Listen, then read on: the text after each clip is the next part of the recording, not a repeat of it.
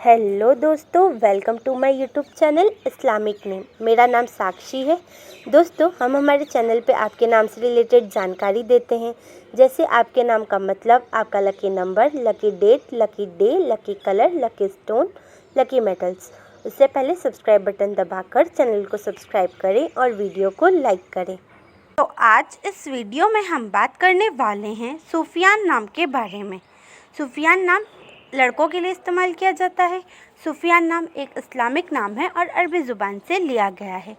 सुफियान नाम का मतलब होता है कंपेनियन, मतलब साथी। बात करें इनके लकी नंबर की तो इनका लकी नंबर है 6, मतलब 6 नंबर सुफियान नाम के लोगों की ज़िंदगी में बहुत ही लकी साबित हो सकता है। बात करें इनके लकी दिन की तो इनका लकी दिन है संडे एंड थर्सडे, मतलब रविवार और गुरुवार। बात करें इनके लकी कलर की तो इनका लकी कलर है येलो एंड ऑरेंज, मतलब पीला और नारंगी।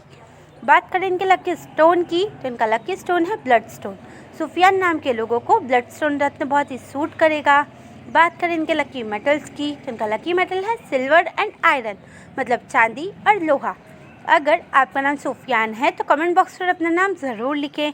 अगर आप अपने नाम के बारे में जानना चाहते हैं तो कमेंट बॉक्स पर अपना नाम ज़रूर लिखें। अपने दोस्तों के साथ इस वीडियो को शेयर करें।